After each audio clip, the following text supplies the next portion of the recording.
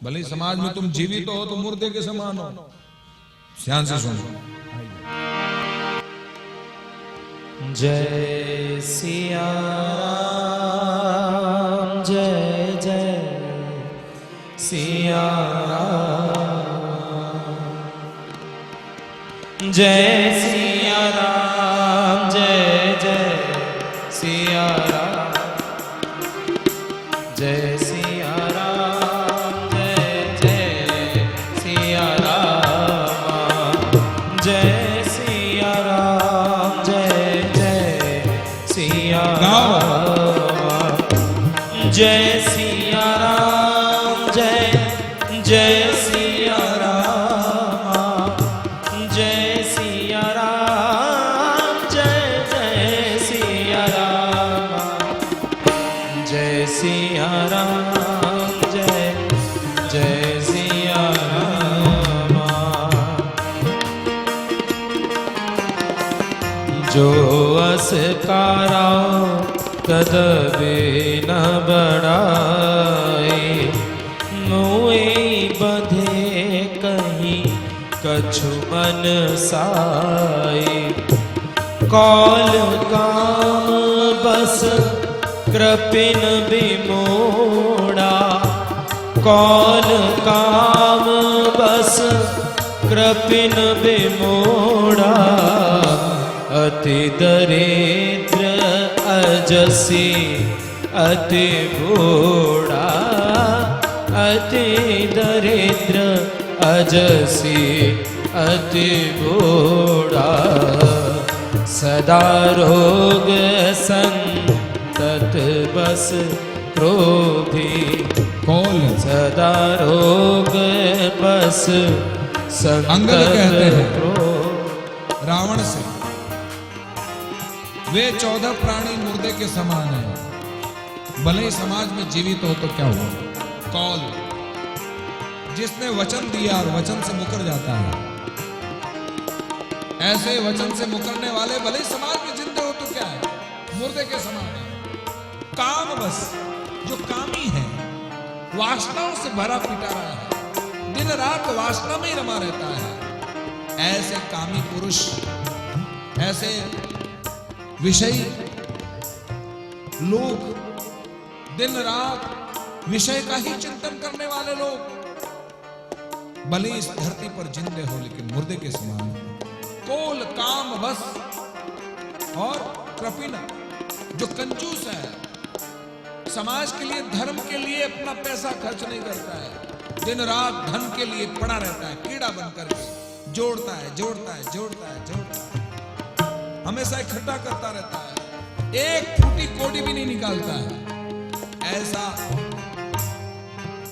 कंजूस लोग, वो भी समाज में भले ही जिंदा है लेकिन मुर्दे के समान। और कोल कामरस कृपिन विमूढ़ा, जो मूढ़ लोग हैं, मूर्ख लोग हैं, मूर्ख लोग हैं, जो हमेशा अपनी मूर्खता ही दिखाते हैं, ऐसे हमेशा मूर्खता दिखाने वाले लोग। अजसी, जिसको चारों तरफ कभी भी स्वप्न में भी यश नहीं मिला, ऐसे अजसी।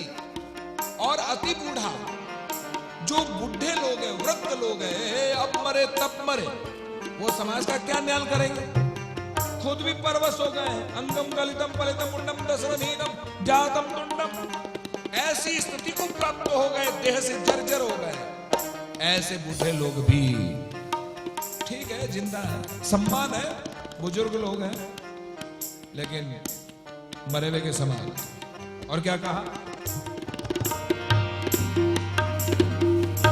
सदा रोग बस सतत क्रोधी, सदा रोग बस संतत क्रोधी। विष्णु विमुख श्रुति संत विरोधी, विष्णु विमुख श्रुति संत विरोधी। सदा रोग बस संतत, सदा रोग बस, जो दिन रात रोगों से ही घिरा रहता है, बहुत सारा इलाज कराने पर भी उसका कभी इलाज नहीं हुआ और इलाज हो ही नहीं सकता है। ऐसा रोगी व्यक्ति, दिन रात रोगग्रस्त रहने वाला, वो भले ही समाज में जिंदा है लेकिन मुर्दे के समान है। ऐसा रोगवश और तनु पोषक निंदक अगखानी, तनु पोषक सदा रोग बस संतत क्रोधिया, विष्णु विमुख श्रुति संत विरोधी, विष्णु विमुख श्रुति संत विरोधी। सतत क्रोधी, सतत दिन रात क्रोध में रहता है। जब देखो जब ऐसे क्रोध में उसके द्वारा आग की बरसती है। बतलाओ ही मत। ऐसा व्यक्ति जिंदा है तो क्या काम का है जो दिन रात क्रोध में रहता है, क्रोध से ही बात करता है। ऐसा क्रोध में जलने वाला व्यक्ति भले ही समाज में जिंदा है लेकिन मुर्दे के समान है। और संत विरोधी, जो संत का विरोध करने वाला है, ऐसा संत का विरोध करने वाला, निंदा करने वाला, श्रुति की निंदा करने वाला, वेद शास्त्रों की निंदा करने वाला भी इस समाज में भले ही जिंदा है लेकिन मुर्दे के समान है। और क्या कहा? तनु पोषक, तनु पोषक निंदक गखानी, तनु पोषक निंदक गखानी, जीवत सब सम 14 प्राणी, जीवत सब सम 14 प्राणी। जय सिया राम, जय जय सिया राम, जय सिया राम, जय जय सिया राम। केवल अपने शरीर को ही खिलाने पिलाने वाले, मेंटेन करने वाले, बहुत सुंदर सजाने में, ब्यूटी पार्लर में अपने जाकर के देह को सजाने वाले, खिला पिला के इसको मोटा तगड़ा करने वाले, भले ही समाज में जीवित है, मुर्दे के समान। तनु पोषक निंदा, आप लोगों की बात नहीं कर रहा, ये तो हमारे उधर की बात। तनु पोषक निंदक, दिन रात निंदा ही करते हैं। आज उसकी उड़ाई, कल उसकी उड़ाई, परसों उड़ी उसकी उड़ाई। जब देखो जब उसके मुंह से निंदा ही निंदा, निंदा ही निंदा। मैं जालोर में चातुर्मास किया 2006 में, जालोर। मेरी कथा में एक बहन रोज आती थी और जहां मेरा निवास था अग्रवाल धर्मशाला में, वहां वो रोज शाम को हाजिरी लगाने आती थी नित्य नेम से, पूरे 3 महीने चातुर्मास।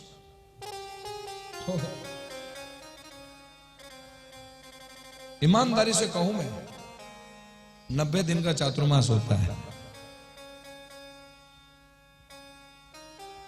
88 दिन मैंने उसके मुंह से निंदा ही सुनी। मैंने भी बहुत सब्र किया। हाँ, फलाना व्यक्ति महाराज ऐसा है, वो आपके पास वो आता है, वो ऐसा है, वो ऐसा है, फलानी बहन ऐसी है, फलाना भाई ऐसा है, फलाना। पूरे जालोर गांव की निंदा करते करते, मेरे द्वारा भी सुनते सुनते 88 दिन बीत गए। अब 2 दिन और बचे थे। मैंने कहा कल मैं इसका नंबर लूंगा। और दूसरे दिन जो है वो स्वभाव से बोली, महाराज कल तो आप पधार जाएंगे। मैंने कहा कल चले जाएंगे, आपका सानिध्य बहुत अच्छा लगा। और हमें बहुत अच्छा लगा आपकी सेवा करने का। मैं कहा मेरी मन की बात भी कहने को आपने समय दिया। मैंने कहा माई मुझे भी, मेरा भी बहुत सौभाग्य है। बोले किस बात का सौभाग्य है? 3 महीने तक आपके द्वारा प्रतिदिन शाम को 2 घंटे जो मैंने पर्सनली जो मैंने आपको समय दिया, एक दिन भी ऐसा नहीं गया जो आपके मुख से मैंने जालोर के तमाम लोगों की निंदा ही सुनी। सब बातें हुआ कि फिर पूछे महाराज मैं कैसी लगी? मैंने कहा आप ही सबसे खराब लगे। महाराज ये तो टाइटल आपने ऐसा जोरदार दे दिया। मैंने कहा और तो क्या, तेरे जैसे तो मैंने कभी देखी नहीं और मैं हर कथा में बोलूंगा। हाँ मैं तेरा नाम नहीं लूंगा लेकिन तेरी महिमा जरूर गाऊंगा। कभी कभी मुझे याद आएगा कि मुझे ऐसी भी बहन मिली जो 3 महीने पूरे चातुर्मास जो है आज उसकी आज उसकी आज उसकी, अंत में फिर मैंने उसी की कर दी। मैं कहा तू भी ऐसी जा। हाँ लोगों की निंदा निंदा निंदा, तेरी आंखों में इतना दोष भरा हुआ है जो तेरे को सब खराब ही लगते हैं, कोई तेरी नजरों में अच्छा ही नहीं है। दुर्योधन को कोई अच्छा नहीं लगा, कोई अच्छा नहीं लगा। अरे यहां तक धर्मराज युधिष्ठिर भी अच्छा नहीं लगा। क्यों? क्योंकि वो खुद दुर्जन था। हाँ खुद दुर्जन था। धर्मराज युधिष्ठिर स्वयं सज्जन है, इसलिए दुर्योधन में भी सज्जनता का दर्शन करता है, सज्जनता का दर्शन करता है। क्या बात करते हो आप? स्वयं में सुधरने की कोशिश करो और स्वयं के सुधरती हुई आंख से आप दूसरों को देखोगे तो आपको सामने वाला भी श्रेष्ठ नजर आएगा। कितना भी दुर्जन क्यों नहीं हो, कितना भी पापी क्यों नहीं हो, सामने वाला भी आपको बहुत अच्छा लगेगा। आप तो दुर्जन की आंख से देख रहे हैं, दुर्जन स्वभाव से आप किसी की तुलना कर रहे हैं, वो ऐसा है वो ऐसा है। तो ऐसे निंदक लोग भी समाज में केवल जिंदे हैं लेकिन मुर्दे के समान, अगखानी। जो पाप से भरा हुआ व्यक्ति है, दिन रात पाप ही करता रहता है, ऐसा पापी व्यक्ति भले समाज में जीवित हो लेकिन मुर्दे के समान है। इसलिए अश्वत्थामा जैसे ब्राह्मण को आज द्रौपदी ने छुड़वा दिया, यानी कि बड़े लोग अश्वत्थामा जैसी भूल करने वाले लोग, चाहे ब्राह्मण क्यों नहीं हो, साधु संत क्यों नहीं हो, ये मां बाप क्यों नहीं हो, क्या इनसे कभी अपराध नहीं होता? होता है। इनका अपमान कर देना ही मरे हुए के समान, ताकि इनको हमेशा जिंदगी भर रियलाइज होता रहे कि फलाने ने मेरा समाज में अपमान किया, क्योंकि मेरे स्वभाव ने मुझे मारा, मेरे स्वभाव ने मुझे अपमानित होना मजबूर होना पड़े, ये रियलाइज होना पड़े। देखो भाई एक और बात, कुछ एक उम्र होती है, उस उम्र में सोचने की, समझने की, गुणा भाग करने की, जोड़ने की और बाकी करने की एक सीमा रहती है। एक उम्र बीत जाने के बाद में सब फ्यूज हो जाता है। ध्यान देना, सब फ्यूज हो जाता है। अब वो सोच नहीं सकते, समझ नहीं सकते, अपनी कमियों को सुधार नहीं सकते। बहुओं से कहना चाहूंगा ध्यान दो, हाँ जितनी बहुएं बैठी हैं यहां पर, अब तुम जो है कभी कभी अपनी सास पर प्रश्नवाचक चिन्ह लगाती हो, सास ऐसी है वैसी है। मैं तो ये कहता हूं कि उनकी कुछ उम्र बीत जाने के बाद तुम्हें यदि अकोड़ सा लगता है, अटपटा सा लगता है व्यवहार जो महसूस करते हो, तो उसमें यही सुधार हो सकता है कि इस उम्र में हम भी आएंगे, इस उम्र में हम भी आएंगे तो जिस तरह से इन बुजुर्ग के स्वभाव से हमको गलत लगता है, अटपटा लगता है, कम से कम वो स्वभाव हमारे जीवन में नहीं आए, इसका हमको सुधार करना चाहिए। समझ में आ गई? इसका सुधार हमें करना चाहिए, वरना आप भी उसी कैटेगरी के स्वभाव को लेकर वृद्ध हो जाओगी, सब फ्यूज हो जाएगा। तब आपके आने वाली बहू को भी आपका व्यवहार अटपटा लगेगा, बड़ा अटपटा लगेगा। ये उम्र है सुधरने की, अपने को संवारने की, श्रृंगारित करने की, जोड़ और बाकी करने की। गुणा भाग तो बुढ़ापे में करते रहना, कोई तकलीफ नहीं है, जोड़ और बाकी की जरूरत है। अभी जोड़ने की उम्र है। बाकी क्या है? ये बुजुर्गों के गलत व्यवहार जो आपको शोभनीय नहीं है, उनके जीवन में शोभनीय नहीं है, उसका बाकी करते जाओ, ताकि मेरी इस उम्र तक आ जाए तो मेरी ये स्थिति पैदा न हो जाए। बस इसका ख्याल रखना। आप सबसे निवेदन है, दोबारा ब्रह्मपुर आऊं कि नहीं आऊं, इस बात का विशेष रूप से ध्यान देना। अस्तु, क्षमा करो। द्रौपदी की भी महानता सीख लो, क्षमा करो। क्षमा करने में भी पात्रता होनी चाहिए सामने वाले में। हाँ, द्रौपदी जैसी पात्रता जिसके जीवन में, धर्म, आत्मा, बल, ज्ञान और रूप, ये 5 गुण जिसमें है, उसी के जीवन में दया आती है, वरना दया नहीं आ सकती। ऐसी दया की धनी द्रौपदी ने अपमान करके अश्वत्थामा का मुक्त किया। अश्वत्थामा ने प्रतिशोध की भावना से उत्तरा के गर्भ को नष्ट करने के प्रभाव से बाण चलाया। उत्तरा भगवान श्री कृष्ण की चरणों में आई, गिरी, तब त्राहिमाम पाहिमाम त्राहिमाम रक्षमाम, इस तरह की प्रार्थना करके भगवान श्री कृष्ण अंगुष्ठ रूप धारण करके और उस उत्तरा के गर्भ में प्रवेश करके जीव की रक्षा करते हैं। वह जीव परीक्षित है। गर्भ कोल काठा किया, जीव दान दे मुझ, 8 पहर 64 घड़ी साईं सुमृत तुझ। इस तरह से उनकी रक्षा करके और वापस बाहर आए।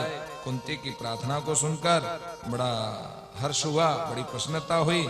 लेकिन कुंती की प्रार्थना में एक विशेषता है, और वो विशेषता है कि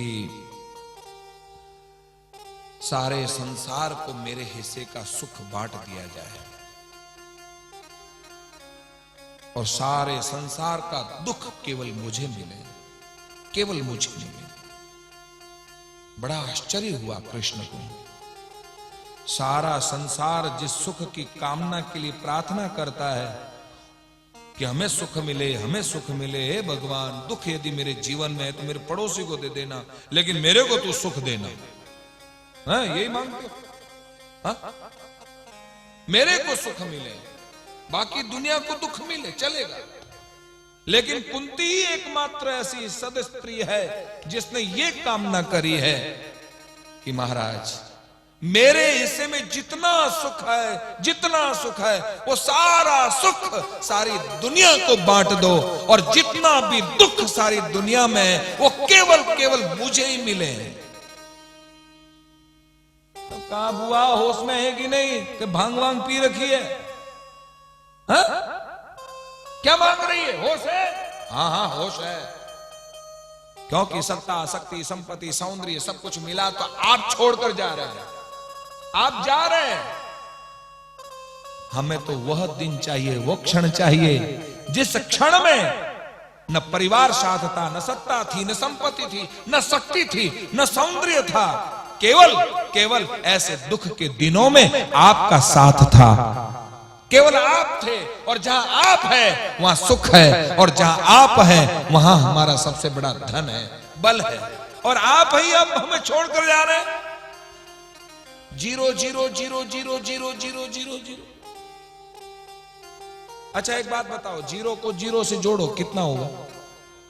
भाई मैं तो गणित में कमजोर हूं भाई। हाँ जोड़ो भाई, ओ बंबई, 0 को 0 से जोड़, क्या हुआ? 0 ही है? हा? अच्छा डबल 0, ओ आई सी। अच्छा, एक जीरो और जोड़ दो, एक जीरो और जोड़ दो, जितने चाहो जीरो। अब जीरो जोड़ने में क्या लगता है, मुख जबानी। अब सारे जीरो जीरो जीरो जीरो, सबका जोड़ करने पर जीरो ही होता है, लेकिन सारे जीरो से पहले यदि एक अंक लग जाता है तो सारे जीरो की कीमत बढ़ जाती है, बढ़ जाती ना। तो यहां कुंती बुआ यही कह रही है, प्रभु सत्ता जीरो, शक्ति जीरो, संपत्ति जीरो, ये संबंधी जीरो, संतति जीरो, ये सब जीरो है, लेकिन इन सारे जीरो से पहले यदि कृष्ण रूपी एक अंक जीवन में नहीं हो तो सारे जीरो की कीमत क्या है। इसलिए आप चाहिए, केवल आप चाहिए। कुंती भुआ ने कहा, बात जब कही तो कृष्ण ने कहा, वाह तूने कमाल कर दिया है। पति जीरो, पत्नी जीरो, बच्चे जीरो, धन जीरो, बंगले जीरो, फैक्ट्री जीरो, सब जीरो जीरो जीरो जीरो। एक संत रूपी एक अंक, ईश्वर रूपी एक अंक, भगवान नाम रूपी एक अंक, जिसके जीवन में सबसे पहले लग जाता है, प्राथमिकता के रूप में लग जाता है, उन सारे जीरों की कीमत बढ़ जाती है। साधकों, अपनी कीमत बढ़ाओ, वरना सब जीरो है। और डोकरियों, सब जीरो है। हाँ। अस्तु, कुंती भुआ के कहने से प्रभु रुके, धर्मराज युधिष्ठिर को पश्चाताप करते हुए देखा, धर्म की सीख देने के लिए भीष्म पितामह के पास ले आए, जहां सदैव देवो भगवान प्रतीक्षताम् कलेवरं यावदिदं हिनोम्यहम् प्रसन्नहासारुणलोचननल सन्मुखाम्बुजोध्यान पथ चतुर्भुज सदैव देवो भगवान प्रतीक्षताम् कलेवरं यावदिदं हिनोम्यहम् प्रसन्नहासारुणलोचननल सन्मुखाम्बुजोध्यान पथ चतुर्भुज। प्रतीक्षा, कितना अनमोल शब्द है प्रतीक्षा। एक बार क्या हुआ, शंकर भगवान और पार्वती जी, ध्यान से सुनना, दोनों निकले, जैसे आप लोग निकलते हो पति पत्नी, घूमते घूमते शाम को चलो वॉकिंग करें, है? जाते हो? हाँ, दोनों जाते हैं। तो शंकर भगवान पार्वती निकले, अचानक शंकर भगवान को क्या हुआ पता नहीं पड़ा और लोटपोट होने लग गए। वही पार्वती को पता नहीं पड़ा कि मेरे पति कब पीछे रह गए और पीछे कर क्या रहे, वो अपनी धुन में थी। और वैसे ही हमेशा पार्वती धुन में ही रहती है, पार्वती सब धुन में ही रहती है, नहीं यहाँ की नहीं, सब धुन में रहती है। तो अचानक देखा, कहां गए प्राणधन, ओ प्रियतम, और वो प्राण वल्लभ, पीछे मुड़कर देखा तो वहां धरती पे लोटपोट हो रहे, घबरा गई, हाय मेरे प्रियतम को क्या हो गया, क्या हुआ भगवान शंकर, बोलो बोलो क्या हुआ। जब तक लोटपट होते रहे तब तक महाराज वो तो रोने लगी, चीखने लगी। तुरंत खड़े हो गए शंकर भगवान, क्या क्या हो गया था आपको? कुछ नहीं। तो फिर इस तरह से यहां धूल में लोटपोट हो गए? अरे देवी, तू नहीं जानते इस जगह की महत्ता। आज से 10,000 वर्ष पहले यहां ऋषि मुनियों की कथा हुई थी, इसलिए इस जगह पर मैं लोटपोट हुआ। क्या समझे? इस जगह पर आज से 10,000 वर्ष पहले भगवान शंकर उस स्थान की महत्ता व्यक्त करते हुए कहते हैं 10,000 वर्ष पहले उस जगह पर कथा हुई थी, इसलिए मैं इस जगह पर लोटपोट होता हूं। पार्वती भी उस जगह को अपने माथे पर लगाया। ये पद्म पुराण की कथा। आगे बढ़े, बहुत दूर तक गए, फिर अचानक शंकर भगवान लोटपोट होने लगे। और जैसे ही लोटपोट होने लगे तो पार्वती ने कहा अब क्या भला है, अब यहां क्यों लोटपोट हुए? लोटपोट होकर जब खड़े हुए तो आश्चर्य से पूछा यहां क्या हुआ? तब पार्वती शंकर भगवान बोले आज से 10,000 वर्ष के बाद इस जगह पर कथा होगी संतों की, इसलिए मैं लोटपोट हो रहा हूं। सज्जनों, निश्चित रूप से यह धर्मशाला आज पावन हो गई। भागवत के पधारने से, भागवत स्थल होने से अब तो यह निश्चित है आप लोग लोटपोट हो कि नहीं हो, लेकिन हमारे भगवान शंकर पार्वती के साथ इस जगह पर लोटपोट जरूर। इसलिए उस जगह को वंदन करना चाहिए, प्रणाम करना चाहिए। आज उनके पूर्वज धन्य हो गए, सराफ परिवार के कृत्य कृत्य हो गए। पैसा तो हर कोई कमाता है, पैसे के लिए ही तो धर्मशाला बनवाते हैं, लेकिन ऐसे सत्कर्म के लिए अपनी धर्मशाला को अपनी समझ करके, अपनी कथा आयोजक समझ करके अपने लिए समर्पित कर देते हैं तो और ज्यादा भाग्यशाली हो जाते हैं। अस्तु सदैव देव भगवान प्रतीक्षताम् कलेवरं यावदिदं हिनम्यं प्रसन्नहासारुणलोचनोऽलल् सन्मुखाम्बुजधान् पथ चतुर्भुज। इतना तो करना स्वामी जब प्राण तन से निकले। आज हम बिना संगीत के गाएंगे, इतना तो करना स्वामी।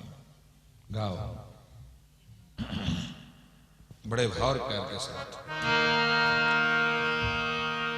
सब गाएंगे, बड़े प्यार से गाएंगे, साथ साथ में बिना संगीत के होगा, ये प्रार्थना है।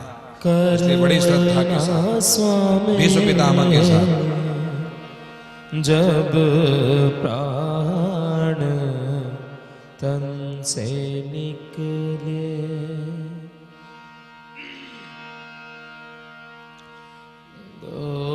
गोविंद नाम लेकर मेरा प्राण तन से निकले। सभी आंखें बंद करके भीष्म पितामह के साथ श्री गंगा जी का तट हो, यमुना का वंशीगढ़ हो, मेरा सावरा निकट हो, जब प्राण तन से निकले। पीतांबरी कसी हो, छवि मन बसे हो, पीतांबरी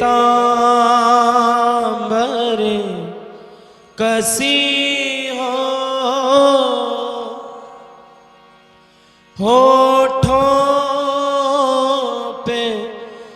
कुछ हंसी हो छवि ये मन बसी हो जब प्राण तन से निकले। हृदय से गाए। श्री विश्वास में वृंदावन का स्थल हो मेरे मुख में तुलसी दल हो विष्णु चरण का जल हो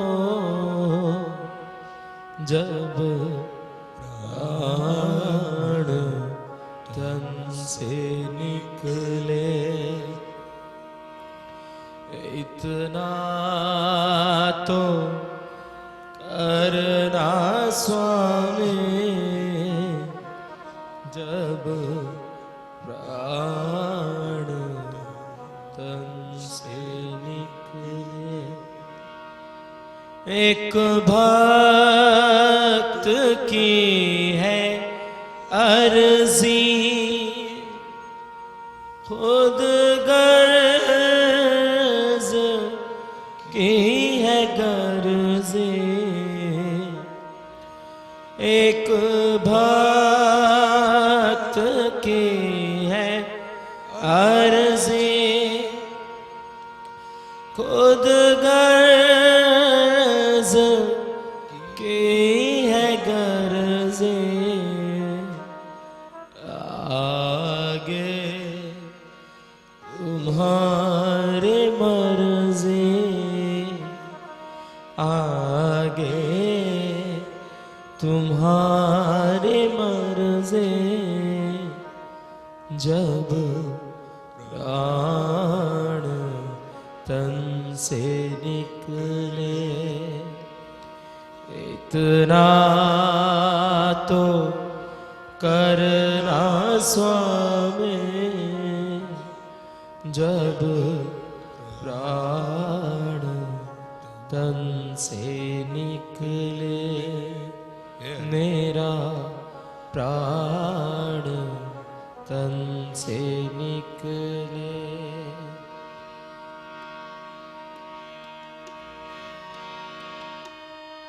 आर्त होकर के बड़े भाव इतना तो करना स्वामी जब प्राण तन से निकले।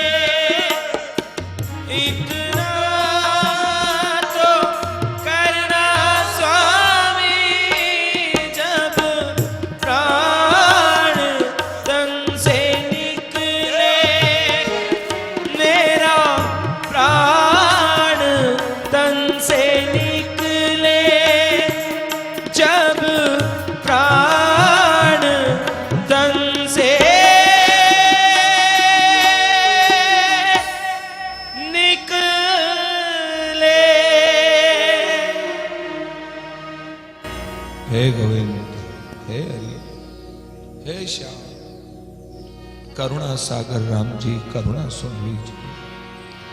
जीव चलत झुंगी तजे तभे ऊपर कीजिए, तभे ऊपर कीजिए ममत कहूं अटके नाही।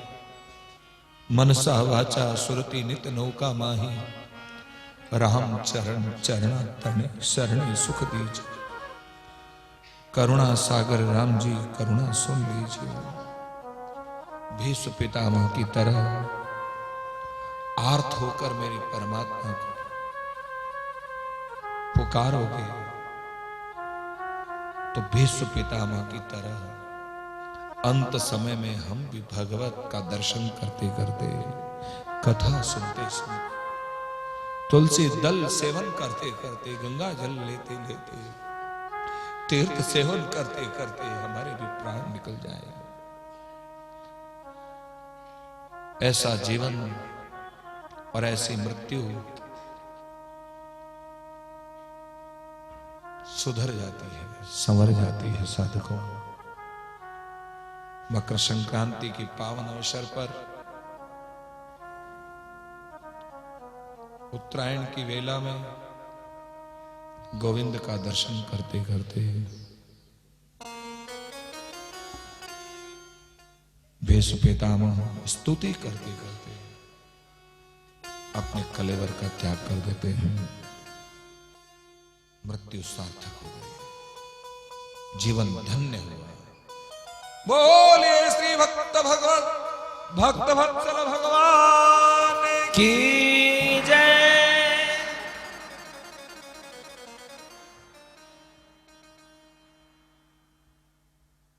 द्वारिकाधीश द्वारिका पधारे, स्वागत हुआ, सम्मान हुआ। विदुर जी आए, धृतराष्ट्र गांधारी को बरबस सप्त सरोवर में आत्मकल्याण के लिए ले गए।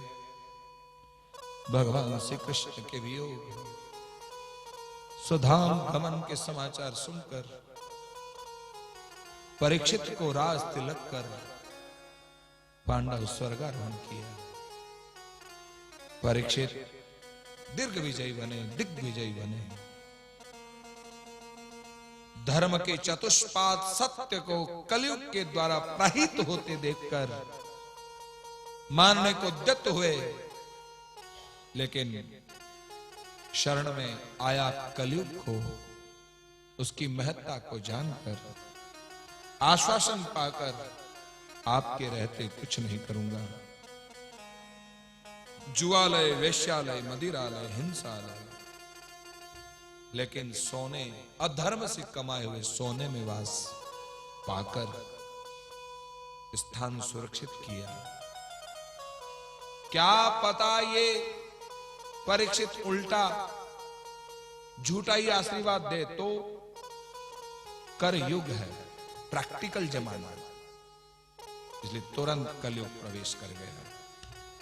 भूत सवार हुआ, भूख प्यास से पीड़ित हुए, समय ऋषि का अपमान हुआ, मरा हुआ सर्प उनके गले में डाला। श्रृंगी ऋषि के द्वारा राजा को श्रापित होना पड़ा। भूल को स्वीकार किया, भगवान सुखदेव की शरण में जाकर प्रणाम किया, गदगद हो गए। चाहे कुछ भी हो जाए, आपका दामन नहीं छूटे। हे सदगुरु, आपका दामन नहीं छूटे। दामन पकड़ लिया और गाने लगे। फिर कथा को विराम। सदगुरु सुखदेव जैसा प्राप्त हो जाए और अपने भाव को समर्पित कर दो परीक्षित की तरह, तो जीवन सार्थक हो जाएगा। क्योंकि मां गुरु मार्गदृष्टा है, गुरु उपदेशक है, गुरु भवतारिणी है, गुरु वैतरणी तारिणी है, गुरु पाप मुक्त करने वाला है, गुरु डाकिया है, गुरु ड्राइवर है, गुरु क्या नहीं है, गुरु दलाल है, गुरु कुमार है, गुरु धोबी है, गुरु क्या नहीं है। ऐसे गुरु को हम वंदन करें। राजा परीक्षित व्यक्त कर मेरे गुरुदेव मुझको देना सहारा, कहीं छूट जाए ना दामन तुम्हारा। मेरे गुरुदेव अपने अपने गुरु के चरणों में भाव रखकर देना सहारा,